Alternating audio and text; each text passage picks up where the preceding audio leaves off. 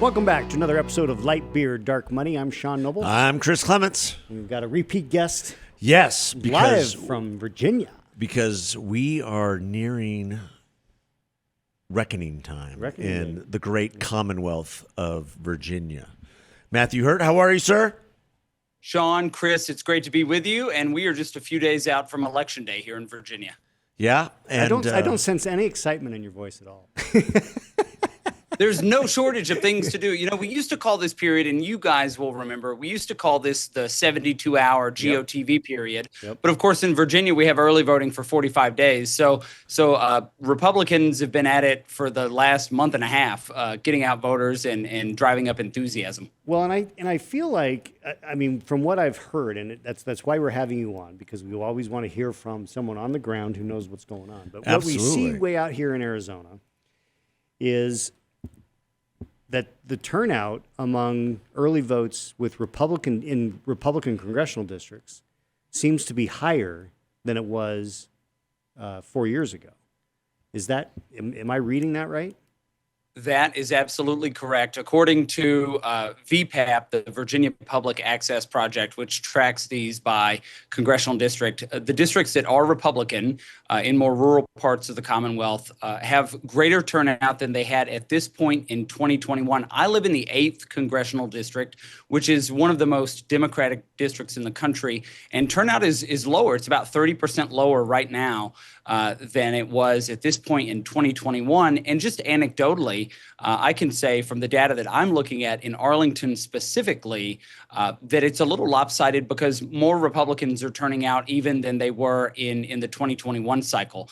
So this is going to be a nail biter, all three statewide races, and I'm sure we're going to talk about it. But there does seem to be increased enthusiasm on the Republican side at this late stage in the game. And what's interesting is exactly what you want. You're right, but it's in a direct contradiction of what the mainstream media is saying about the polling. Mm-hmm. You know, Virginia Mercury is out today with a poll, saying Spangenberger extends a 10-point lead. And then there's New York Times. The attacks on Spangenberger don't seem to be sticking in the Virginia governor's race. I mean, it's interesting that they are continuing to play the narrative of, well, no, this is not happening. And, obviously politics, we don't ever really know until we know. But, boy, what you sense on the ground from the data sure looks different than what's being reported by the mainstream press. Are you seeing that there? We see this every cycle. Of course, there are elections in Virginia every single year, and Republican activists in particular say, "Oh, they hit us with a few polls that depress turnout or that try to depress turnout." Yeah. What I can say is the nature of these three statewide races, governor, lieutenant governor, and attorney general, the dynamic is different in each race. I do think we're going to see a significant amount of crossover in the attorney general race, but the enthusiasm is high. The last time I came and spoke with you guys, we had just had a racist sign situation in Arlington, which fired up conservatives.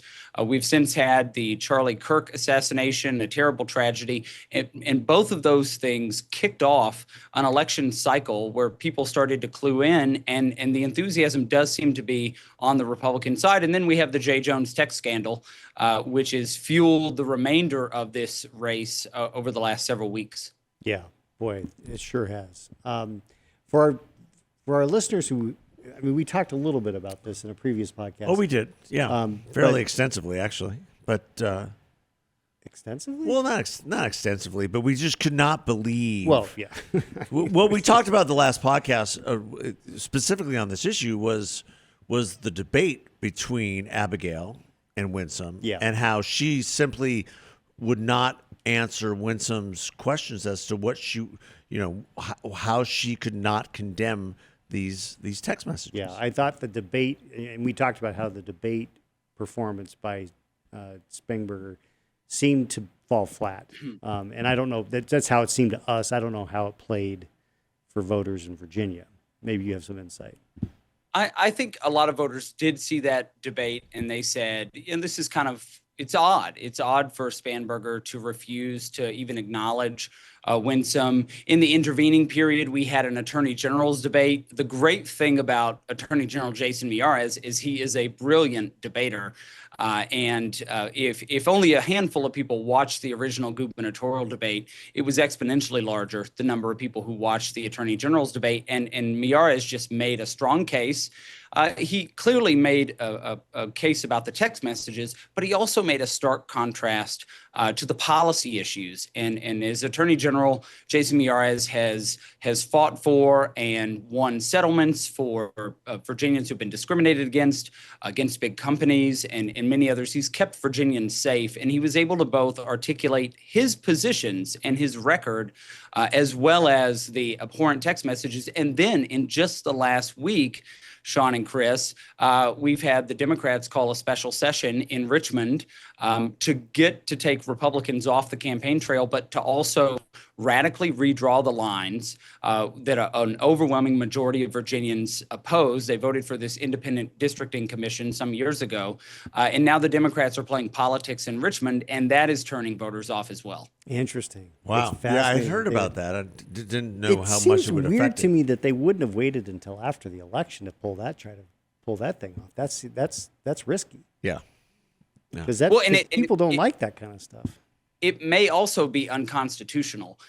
California put their measure on the ballot, and the voters are likely going to side with Governor Newsom. But in Virginia, we have very clear laws about how and when the lines can be redrawn, and we seem to be in the middle of an election right now. The Constitution prevents that.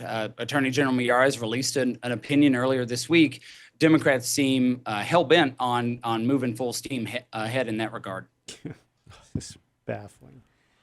I mean, is that just another, obviously, just another touch point where they're disaffected, where the momentum is actually growing on your side, and they're so disaffected and rudderless, they're just going to claw at anything that they can. I think you're exactly right. We're in a situation where more and more people are tuning in, and they look at this process in Richmond as patently unfair. And the people who may have sat on the sidelines, I don't know how you could in this election cycle, but the people who may have been sitting on the sidelines, more of them are getting up and turning out. Well, one of the things that I saw just yesterday was that the RGA, Republican Governors Association, had just committed another $3 or $4 million to the governor's race in Virginia for this last few days. Yeah, which is pretty significant. I mean, I don't think they do that if they don't feel like there's a real shot to make a difference on the outcome. Is that It's unprecedented. $4 million late Wednesday evening, 6 days before the election. And I was following the commentary online on social media. They rarely do this. Of course, a lot of the national groups have not pulled back, but they'd stayed quiet for most of the cycle. And then over the last 2 or 3 weeks, in particular, post-Attorney General debate, we've seen renewed investment from national groups, the Republican Attorney Generals Association, the RGA yesterday with a late investment. All of this with just a handful of days left to go before the election. It is a significant investment in this race. Well, and the thing to keep in mind is that I'm trying to, and you may know, Matt, off the top of your head, I don't. When's the last time a Republican won the governor's race while there was a Republican in the White House? I'm not a native Virginian, but and we talked about this the last time. Usually the gubernatorial election in Virginia is a direct reaction. It comes right after the presidential election, is a direct reaction to whatever happens in the White House. And so the last time a Republican occupied the White House and then a Republican was elected, I couldn't tell you, not that clean on my Virginia gubernatorial history, but I can tell you it has not happened since I've moved to Virginia in 2009. Yeah, I was going to say this definitely predates the last 15, 20 years. Yeah, for sure. Well, and going back to the polling, I mean, there must be something there because it still has the latest RCP average. If you look at it, has Spanberger up 7.2 Do you feel like that's, with everything that you're seeing on the ground, that is just so far off? It's hard to tell. You know, these polls take into account what they call likely voters. The one thing anecdotally that I've noticed on the ground is post Charlie Kirk assassination, it's hard to model likely voters. As chairman of a committee, we have a membership meeting every month. New members join the committee. And at our September meeting, we had 8 new members join the committee, which is not it is not frequent that many people join a local committee this far into the cycle. But 3 of them, in announcing their intent to join the committee, 3 of them said the Charlie Kirk assassination played a big role in their decision to get off the couch. And so I think, you know, you look at a universe of likely voters, and then beyond that, there are these voters who the Trump campaign targeted in 2024, people who hadn't voted at all in the last 4 elections, or people who had just voted in one of the last 4. So I think the polls somewhere in between Abigail Spanberger at the gubernatorial level and Jason Miyares at the attorney general level, who is up 5 to 8 points in recent polls. Yeah. There's truth, and we'll find, you know, who those likely voters are. So what is This is a tougher question for you, and forgive me, but is there an area where Winsome Sears is just not connecting with the voters versus Jason Miyares, et cetera? I think in this race, you know, races are set out like this. There's bio at the beginning where the candidate introduces him or herself. There's an issues period where the candidate talks about what he or she believes. And then there's a contrast period. And the contrast period falls in early voting usually. And that's where voters are, they're familiar with both candidates. They like or don't like a candidate. They know about the issues. And now the attack ads come. I think that Winsome didn't have the money and voters weren't tuned in during the bio and the issues piece. So as voters started to tune in, they just get this contrast and they don't really know who Winsome Sears is. I think that is a significant gap that I saw play out in real time this cycle from as early as, you know, March or April of this year. That's so bizarre, too, because she's been lieutenant governor. So it's not like she's an unknown quantity. And she got across the finish line in 2021 with Governor Youngkin's coattails. I mean, Governor Youngkin, as I've said, these 3 candidates run independent of one another. Yes. They run separate campaigns. But in 2021, Youngkin had the entire ticket with him across the state all the time. And the race has been run a bit differently this time. And the dynamic, particularly the attorney general's race, which has had a little more fireworks and a little more money, national money attracted to it, I think is caused the dynamic to be a bit different than a strong top of the ticket candidate bringing the rest of the ticket alongside him or herself. So to answer our question about when's the last time a Republican won while there was a Republican president? Yeah. 1969. Oh, really? Nixon was president when the first Republican in decades was elected to governor of Virginia, Linwood Holton. He was a one-term. Yeah, it's not surprising to me. Of course, Northern Virginia is very reactionary. The No Kings protests happened a couple of weeks ago. There's a disproportionate number of federal government employees or ancillary employees who have been frustrated since Doge in January and February. And so it is not a surprise to me the reaction that happens. And Northern Virginia is a large number of voters, and it's only become a larger number of the voting population in Virginia over the last 15 years. That is the direct result of the growth of the federal government. Yes, right. Which is why Virginia has become more and more Democrat. Well, yeah, absolutely, and you can thank Barack Obama for that back in the day. You know, I heard on another program earlier this week, one of the hosts said Arlington and Alexandria should retrocede back into D.C. In the late 19th century, early 20th century, Arlington and Alexandria were part of the District of Columbia, and then they became part of Virginia. That is not politically practical to return Arlington and Alexandria to D.C. But what is politically practical, and one thing that Donald Trump has mentioned as president over the last several months, is moving some of these federal agencies out of the area.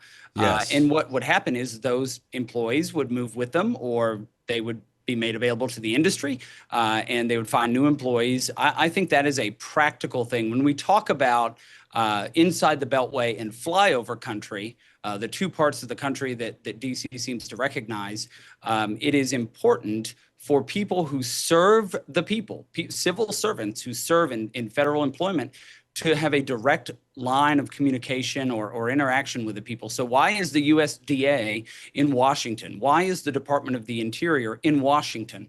Why is Housing and Urban Development in Washington? And I think, President Trump made the case for that, for moving those agencies out earlier this year. And I think that's still it's a much better idea and a much more practical idea than moving Arlington and Alexandria back into DC. Yeah, there was a move during Trump's first term to move the Bureau of Land Management out to where they manage all the land, which is out here. I don't know how far we got with that, but that the Interior and BLM, that would be where I'd start first. All the federal land that they manage is here in the West for the most part. Absolutely. I mean, you get out to a place like Nevada, and 90% of the territory of the state of Nevada is owned by the federal government. You guys know it in Arizona. It just makes sense. The government that is by the people, for the people, should be as close to the people as it possibly can. Yeah. Well, I think you're also seeing that with this government shutdown that seems to want to persist. Yeah. I mean, the Schumer shutdown is and typically what's interesting is that shutdowns in the past that have coincided with the Virginia election and the governor's election have typically not done well for Republicans. Yeah. But in this case, I mean, it's evident that the Democrats are the ones taking the hit, because they literally, I mean, this one is truly the Democratic shutdown. I mean, the Republican House passed a CR, a clean CR, just the Biden budget, let's go, straightforward. And Democrats in the Senate have refused to do that. So they're owning this. They're going to, and it could impact what happens in Virginia. It could have impact on the governor's race in New Jersey. I mean, it's clearly not going to impact what happens in New York, but that's another story. Well, and what's very interesting, Matt, I'd be interested in your take on this, is that the Democrats are saying the quiet part out loud now. That yes, we shut down the government. Why did we shut it down? Because we need leverage. Leverage, right? People are going to suffer, but that's the price for leverage. We will suffer along with you because we need leverage. And then in the meantime, SNAP benefits, run out this weekend, and I think there's going to be a big push over the next 24 hours to end this charade. Well, Jake Tapper cornered the Democrat Congresswoman earlier this week and said, this is your shutdown. This is the Democrat shutdown. She hemmed and hawed and sort of dodged the I heard that clip. The question. But labor unions, who by and large fund Democratic Party politics, are saying we want a clean CR. And this may have it does have real implications to many Americans who do subsist and use SNAP as a benefit. But it is disproportionately impacting Northern Virginia, many federal employees and their auxiliaries. I've seen the stories of the food pantries up here are overrun with furloughed federal government employees. And it is, as someone who works full time, getting people jobs in public policy, I don't like to see anybody unemployed. And at the early part of this, I said that Republicans were likely going to take the blame, but it does seem like the conversation has shifted, and Democrats are now having cracks in their wall, and may end up paying for this. But it is very different than the 2013 shutdown. Senator Ted Cruz, great senator from the state of Texas, but largely responsible for the shutdown in 2013, which was a total shock to the system in Northern Virginia during early voting, and definitely played a big role in the outcome of that gubernatorial election. Yeah, well, they you either rise together or you hang together, and I think the general refrain about Republicans is how amazing it's been that they have stuck together on this. Yeah, I mean, just have been consistent, and the speaker, I mean, he deserves all the credit in the world. Yeah, for keeping the coalition together and making them understand that. I mean, this is they absolutely have to hold together on this. Yeah. And then the entire refrain and narrative about Obamacare being too expensive and a complete and total failure, that we've got to keep propping it up with 85% subsidies to the insurance companies. Yeah. Which makes no sense. No sense at all. Insane. So, Matt, what are you going to be watching as we get to Election Day? As far as what should we, if we're watching this, if we're following it on New York Times, they do real time stuff reporting. What do you anticipate the sequencing to look like on election night? It's a great question. The Northern Virginia counties tend to come in a little bit later, which some listeners may find suspicious. In Arlington, I mean, the polls close at 7 o'clock Eastern time, 7 o'clock all across the state. The best place, I think, to get your raw data is from the Virginia Public Access Project. They do a great job getting that data in as quickly as possible. And then there's a guy on X. His name is Christian Hines, Heins, and he is the electoral savant of Virginia. He's predicted last year's turnout and the results. He's predicted elections within about a point for the last several years. I'm going to be following him. Of course, we've got an election night party, and I hate election night parties, but I know my members love them. I'll be the guy in the corner furiously refreshing election results over and over. I think, though, that we may know something by 11 or 11:30 East Coast time. But then, of course, over the last several years, Virginia has permitted provisional balloting. So those ballots will be what they call cured. And we may have a general idea on Tuesday night, but we may not know something until Friday when they actually go through those provisional ballots. An interesting point in the 2024 election at Liberty University, the Trump campaign did an excellent job on same-day voter registration and getting Liberty University students out to vote provisionally, and then have those votes count. I will say the Republican National Committee has done an excellent job building out a robust election integrity effort. RNC co-chair Casey Crosby was in the state last week. I've been in constant communication with members of the RNC and attorneys. They've got attorneys on call and on staff across the Commonwealth leading up to Election Day and even through Election Day. So I think that we're pretty comfortable there. A good night would, at least one of those statewide elections would be decided hopefully by about 11:30 or midnight East Coast time.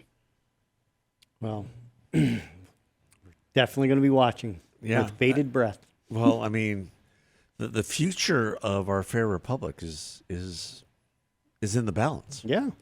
Virginia goes, and with Abigail Spangen Blecken, I mean, she is just a total disaster for the Commonwealth. Well, she would be, and so we will be watching this closely because, that this is, in many cases, this proves to be the canary in the coal mine. Yeah. And if Republicans prevail in Virginia on any of these statewide races, it doesn't have to be all of them, then that sends a pretty strong message that, there's change afoot. Yeah. So that's we're countering the conventional wisdom. So that's absolutely the case. There's another election going on Tuesday as well. There's two other big ones. Well, there's the New Jersey governor, which is a neck and neck race. Yes, also close. And I'm sure you've been following that a little bit. What do you think? I am. I've got friends in New Jersey. I've got a great buddy by the name of Cliff Maloney, who is running the New Jersey Chase program. I think the data I saw earlier this week, there's something like 180,000 Republican ballots have been requested and only about 108,000 have been returned. This is what we saw in 2024, the PA Chase and the efforts by conservative activists and grassroots groups to actually get someone to turn their ballot back in. And I think it's a 1-point race in New Jersey. And so if 80,000 people still have their ballot on their kitchen table and don't get it back in ahead of time or on time, then it is not a good solution for Republicans. But I do think there's a coordinated effort in New Jersey, and that race looks very close, very winnable for the Republicans in New Jersey. Which would be a great contrast. So if we could win the governor's race in Virginia, the governor's race in New Jersey, and then New York City Well, New York City sets itself on fire. Yes, it elects a socialist. I mean, talk about Marxist. contrast. I mean, that's Socialist is being kind. well. I mean, let's call it what he calls himself, a democratic socialist. I mean, he's truly a socialist, and it just so happens that he's also a complete anti-Semite. So yeah, a double whammy. That's the future of the Democratic Party. Well, if that's the case, the future is bright for Republicans, I think. Well, if we stay together and stay on message and continue to perform. Yeah. Matt, thank you for taking the time. We will obviously be watching. I did want to ask Matt another question. Oh, yeah, though. do that. So, Matt, have you been by the White House lately? Have you walked by? Have you driven by the construction site? I haven't. I'm only about 15 minutes from the White House, but I do like to stay on this side of the river where my guns matter and my vote counts. So I rarely make it across there. I do know, though, I mean, the construction is underway, but I do know they just launched, and by they, I mean leftists, just launched scream clubs. So you can go out and scream because you're still mad that Orange Man won the election.